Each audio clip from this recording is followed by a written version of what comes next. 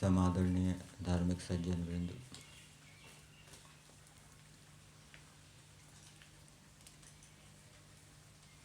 ईश्वर का मुख्य प्रधान निज नाम ओम बताया गया है।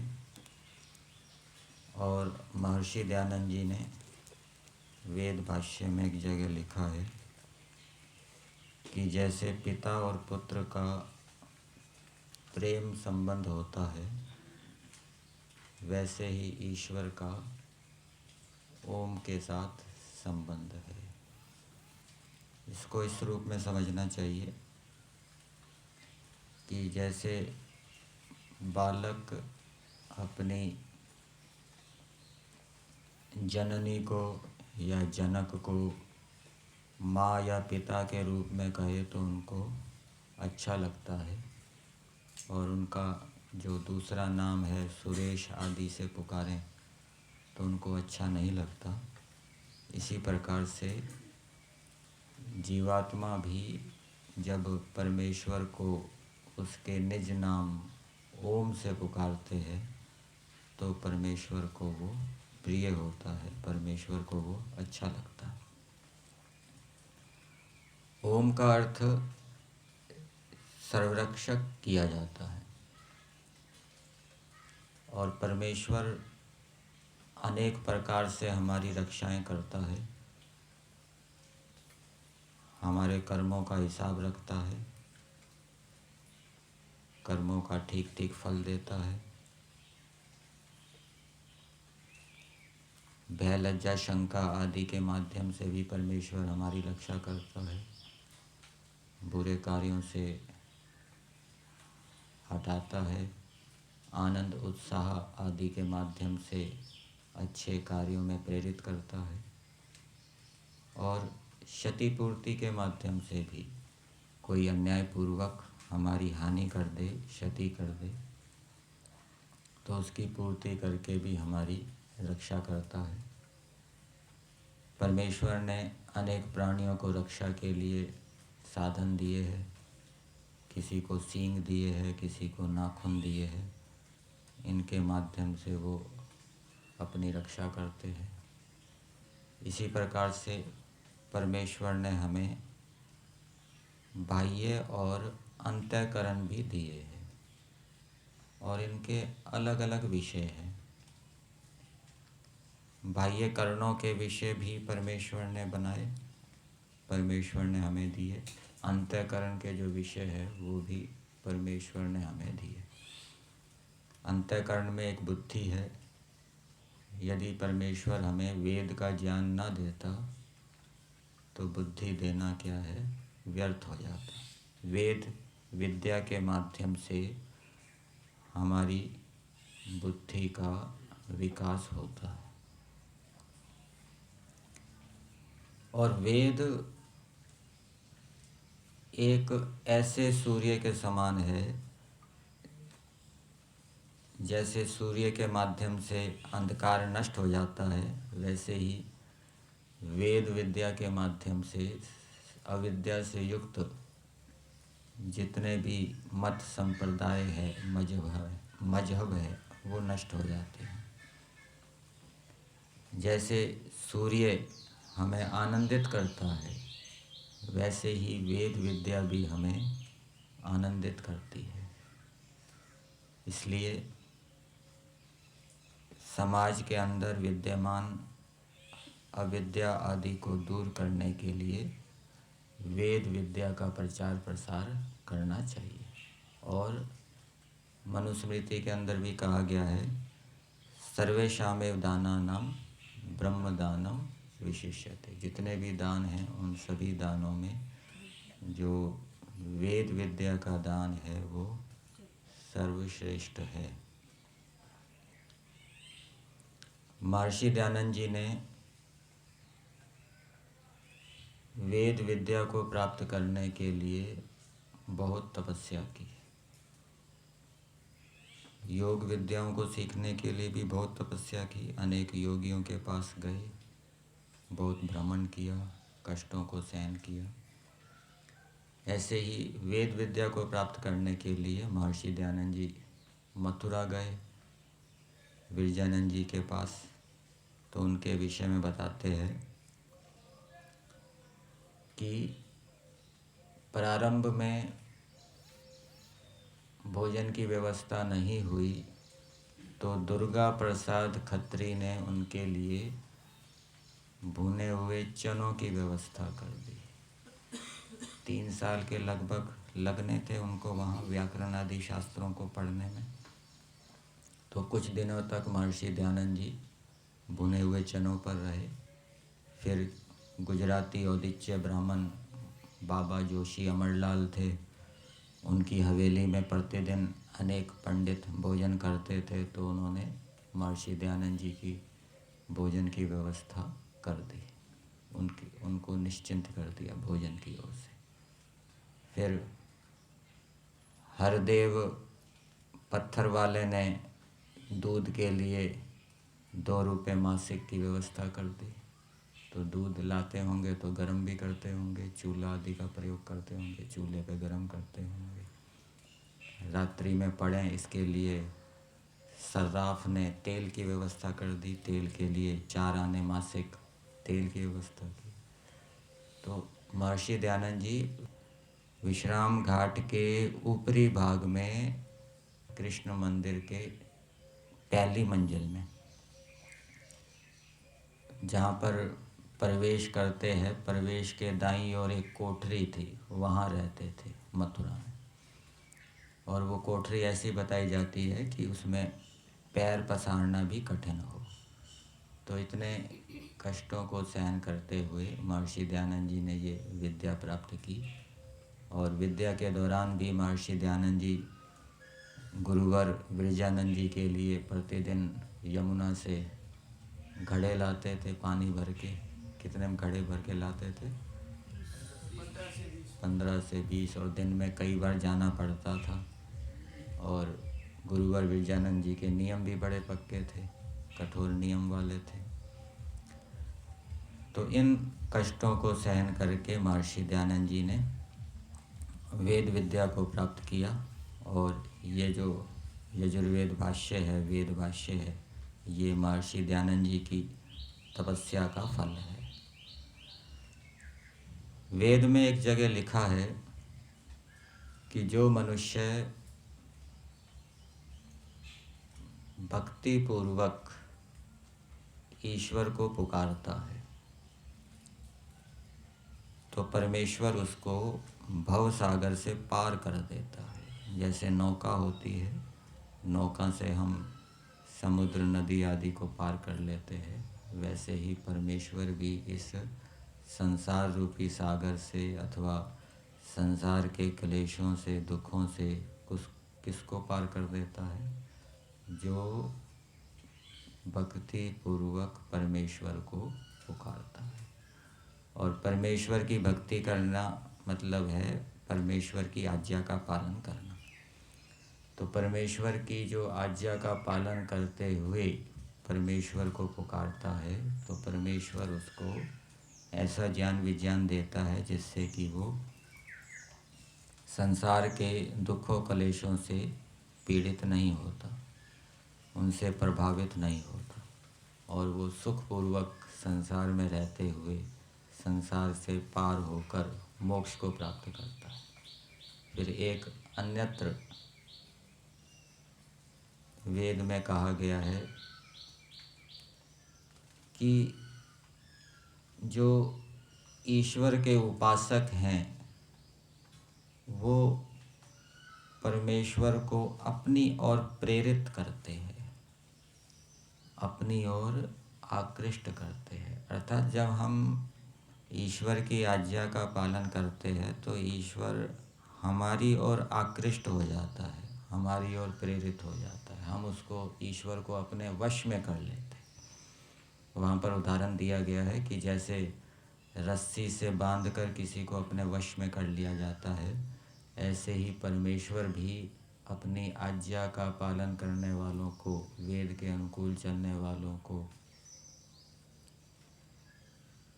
उनके वश में हो जाता है। फिर उनके वश में होने से वो जैसी जैसी कामनाएं करते हैं उनकी वो कामनाओं को पूर्ण करता है। तो वेद की आज्ञाओं को जानने के लिए ईश्वर हमारे वश में हो, ईश्वर हमारी कामनाओं को पूरा करे, ईश्वर हमें दुखों क्लेशों से पार करे, भवसागर से पार करे, इसके लिए हमें ईश्वर की आज्ञाओं को जानना चाहिए। यजुर्वेद में प्रमुख रूप से ईश्वर की आज्ञाओं का विधान किया गया है विधि निषेध के रूप में। यजुर्वेद में परमेश्वर ने मनुष्यों के लिए क्या क्या करने की प्रेरणा दी है और किस किस कार्य से हटने की प्रेरणा दी है उसका हमें पता लगता है। यजुर्वेद का हम 33वें अध्याय का स्वाध्याय कर रहे हैं। आज मंत्र संख्या 14 का स्वाध्याय किया गया।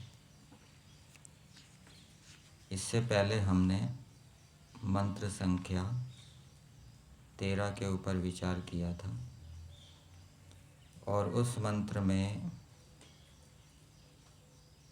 परमेश्वर ने मनुष्यों को ये प्रेरणा दी थी कि जैसे सूर्य सबको आनंदित करता है वैसे ही हे मनुष्यों तुम भी सबको आनंदित करो। और सबको आनंदित करने का सामर्थ्य किसके अंदर उत्पन्न होता है वो भी मंत्र के अंदर बताया गया है कि जो दुखों को सहन करके अर्थात तपस्या करके ब्रह्मचर्य काल में तपस्या करके अच्छी शिक्षा और विद्या को ग्रहण करते हैं उनके अंदर ये सामर्थ्य उत्पन्न होता है कि वो सूर्य अथवा मेघ के समान सबको आनंदित करते हैं। तो जैसे परमेश्वर संसार बनाकर वेद विद्या देकर सभी जीवों को आनंदित करता है वैसे ही परमेश्वर ने वेद के माध्यम से मनुष्यों को भी प्रेरणा दी है कि तुम भी मेरे समान अच्छे अच्छे गुणकर्ण स्वभावों को धारण करके विद्या आदि को प्राप्त करके सारे संसार को आनंदित करो। ये ईश्वर का संदेश है। जो इस संदेश के अनुकूल चलता है ईश्वर की आज्ञा का पालन करता है वो भवसागर से पार होगा। जिसके अंदर जितना अधिक सामर्थ्य होगा वो उतना अधिक संसार को आनंदित करेगा और उतना जल्दी वो भवसागर से क्लेशों से दुखों से छूट सकेगा। और ऐसे जो संसार को आनंदित करने वाले मनुष्य होते हैं उनको उत्तम पुरुष कहा गया है। ये मंत्र संख्या 13 का विषय था। आज जिस मंत्र का स्वाध्याय किया गया मंत्र है त्वे अग्ने स्वाहुता प्रियासः संतु सूरयः यंतारो ये मघवानो जनानाम ऊर्वान दयंत गोनाम। इस मंत्र का देवता है अनेक देवता है विद्वांसो देवता। विद्वान इस मंत्र के देवता है। और इस मंत्र की भूमिका में महर्षि दयानंद जी ने लिखा है विद्वानों के तुल्य अन्य जनों को वर्तना चाहिए। अर्थात जैसे विद्वान लोग तपस्या करके शास्त्रों को पढ़कर वर्तते हैं व्यवहार करते हैं वैसे ही अन्य मनुष्यों को भी व्यवहार करना चाहिए। जैसे महर्षि दयानंद जी ने क्या किया पाखंड खंडन किया शास्त्रार्थ किए अनेक पुस्तकें लिखी अनेक प्रकार के सुधार किए ये सब कार्य किए। ऐसे ही सामान्य मनुष्यों को भी अपनी अपनी योग्यता के अनुसार सामर्थ्य के अनुसार ऐसे ऐसे कार्य करने चाहिए। मंत्र के भावार्थ के माध्यम से हम मंत्र के तात्पर्य को जानेंगे। भावार्थ में दिया है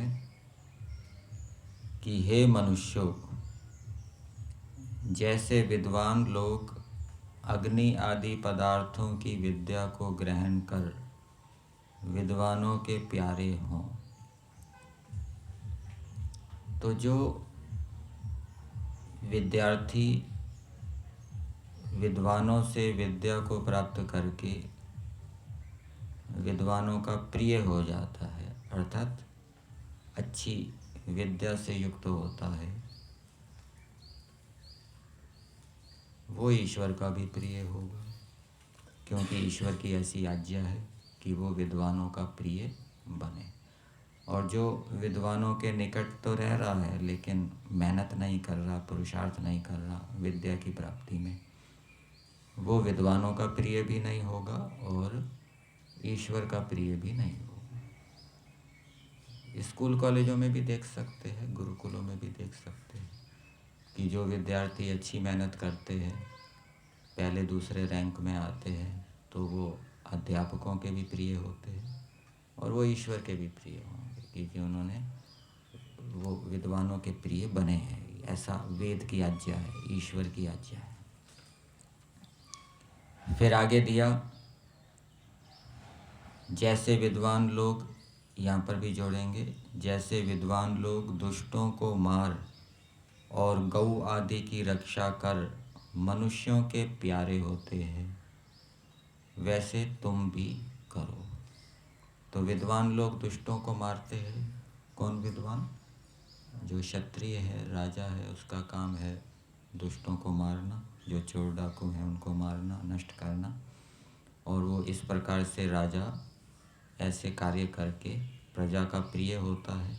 वैसे ही दूसरे मनुष्यों को भी करना चाहिए, अर्थात जिस मनुष्य के अंदर क्षत्रिय बनने की योग्यता है वो क्षत्रिय बनकर दुष्टों को मारे और गौ आदि प्राणियों की रक्षा करके वो प्रजाओं का प्रिय बने।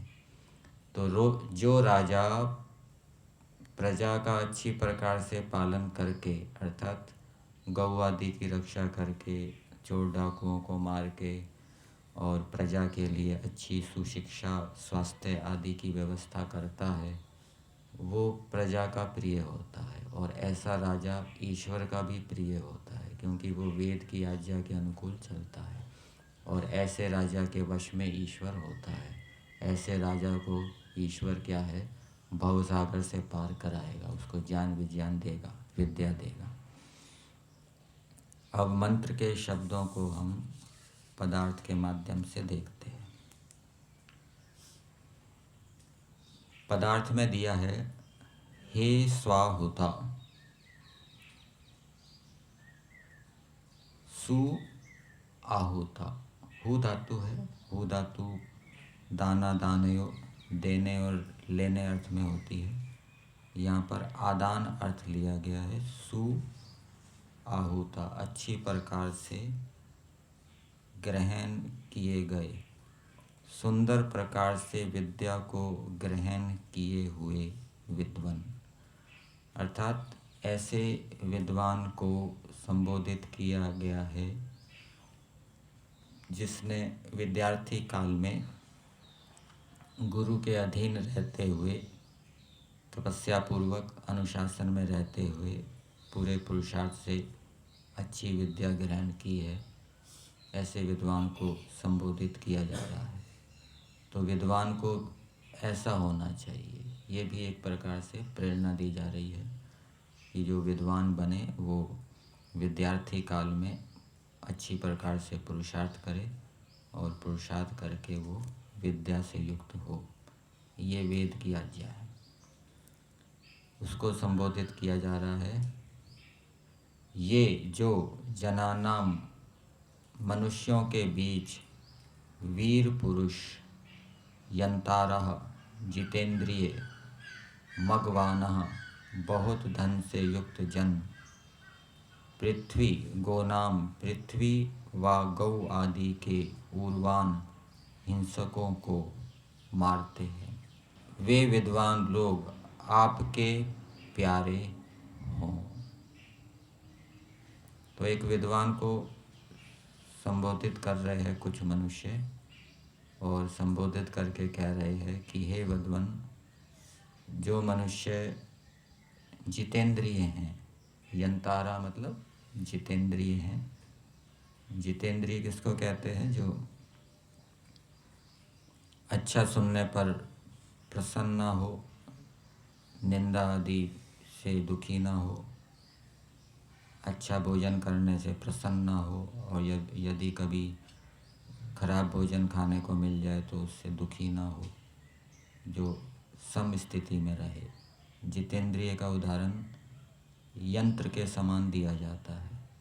जैसे हम किसी फैक्ट्री के अंदर जाएं तो मशीनें चल रही होती है, तो हम जब जाते हैं तो मशीनें अपना काम करती रहती है, हमसे प्रभावित नहीं होती। लेकिन जो दूसरे कार्यकर्ता होते हैं उनमें से कुछ आपको ऐसे मिलेंगे, उनका ध्यान हमारी ओर हो जाएगा आकर्षित, ये कौन आ गए, कहाँ से आ गए।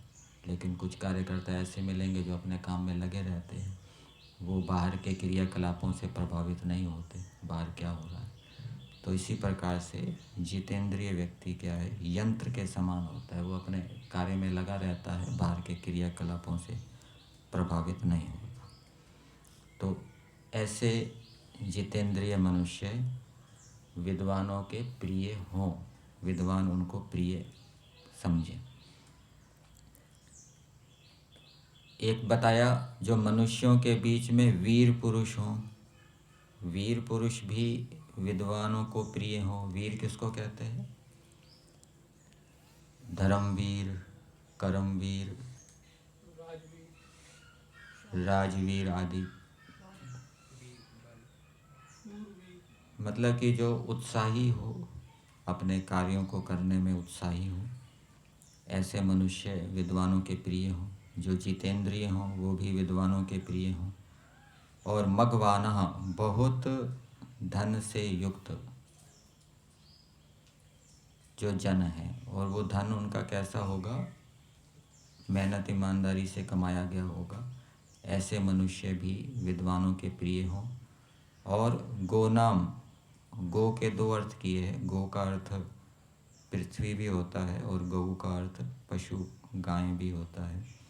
पृथ्वी व गऊ आदि के हिंसकों को मारते हैं। पृथ्वी की हिंसा करने वाले कौन है? जो अनावश्यक रूप से पृथ्वी का खनन करते हैं, अथवा जो जंगलों को नष्ट करते हैं, अथवा जो खेती आदि में हानिकारक रसायन डालकर खेती की उर्वरा, भूमि की उर्वरा शक्ति को नष्ट करते हैं, ये सब पृथ्वी के हिंसक कहलाएंगे। और गऊ आदि के हिंसक जो कसाई आदि है, गऊओं को ले जाते हैं चमड़े आदि के लिए, तो जो इनको मारते हैं अर्थात इनको नष्ट करते हैं, क्षीण करते हैं, कमज़ोर करते हैं, वे विद्वान लोग आपके प्रिय हों, वो आपके प्रिय हों। तो मंत्र का संदेश मनुष्यों के लिए ये है कि जो मनुष्य अभी विद्यार्थी काल में है, उनको तपस्या पूर्वक, पुरुषार्थ पूर्वक, अच्छी प्रकार से, उत्तम प्रकार से विद्या का ग्रहण करना चाहिए। और मनुष्यों को वीर बनना चाहिए। जो भी उनका कार्य है, जिस जिस कार्य क्षेत्र में वो लगे हुए हैं, उस कार्य को उन्हें दृढ़ता से, उत्साह से करना चाहिए। और मनुष्यों को जितेंद्रिय बनना चाहिए, ये वेद की आज्ञा है। तो जो जितेंद्रिय बनेगा वो ईश्वर को अपने वश में कर सकता है, ईश्वर उसको भवसागर से पार करेगा। जो जितेंद्रिय नहीं होगा, ईश्वर उसके वश में नहीं होगा, ईश्वर उसको भवसागर से, क्लेशों से पार नहीं करेगा। इसी प्रकार से जो अपने कार्य को दृढ़ता से, उत्साह से करेगा, ईश्वर उसके वश में होगा, ईश्वर उसके बंधनों को ढीला करेगा। और जो अपने कार्य को दृढ़ता से, उत्साह से नहीं करेगा, ईश्वर उसके वश में नहीं होगा। इसी प्रकार से बहुत धन से युक्त भी होना चाहिए। मनुष्यों को यथाशक्ति अधिक से अधिक धन प्राप्त करना चाहिए। और धन प्राप्त करके क्या करना चाहिए? उसका दान भी देना चाहिए। 3 प्रकार की गति बताई गई है, दान, भोग और नाश। दान नहीं दिया जाएगा, भोग भी नहीं किया गया, तो वो नाश हो जाएगा। तो उसका दान योग्य पात्रों को देना चाहिए। और मेहनत ईमानदारी से धन को कमाना चाहिए।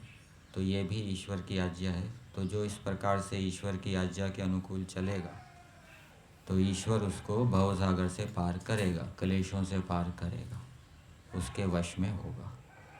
इसी प्रकार से जो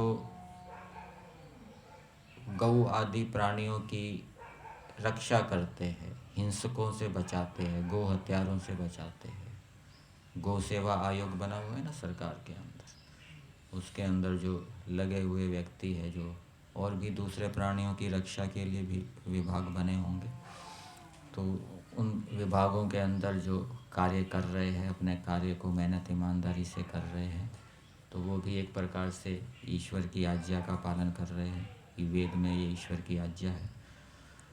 तो ऐसे मनुष्य क्या है, ईश्वर के भी प्रिय होते हैं और दूसरे सामान्य मनुष्यों के भी वो प्रिय होते हैं। सामान्य जो सज्जन मनुष्य हैं उनके भी वो प्रिय होते हैं। तो इस प्रकार से मनुष्यों को ऐसी ऐसी योग्यताएं प्राप्त करके, ऐसे ऐसे कर्मों को करके विद्वानों का और सामान्य मनुष्यों का प्रिय बनना चाहिए। ईश्वर के प्रिय कब बनेंगे? जब हम सामान्य मनुष्यों के प्रिय बनेंगे, विद्वानों के प्रिय बनेंगे। उनको जिस जिस चीज़ की आवश्यकता है उस चीज़ की आवश्यकता की पूर्ति करेंगे तो हम सामान्य मनुष्यों के प्रिय बनेंगे। जैसे बहुत से समाज सेवी संस्थाएं होती है, वो लोगों के लिए अस्पताल आदि खोलती है, तो उससे उनका रोग आदि दूर होते हैं। तो वो जो संस्थाएं हैं फिर वो लोगों की प्रिय बन जाती है कि ये अच्छा काम कर रही है। तो इस प्रकार से अच्छे कार्य करके मनुष्यों का प्रिय बनना चाहिए।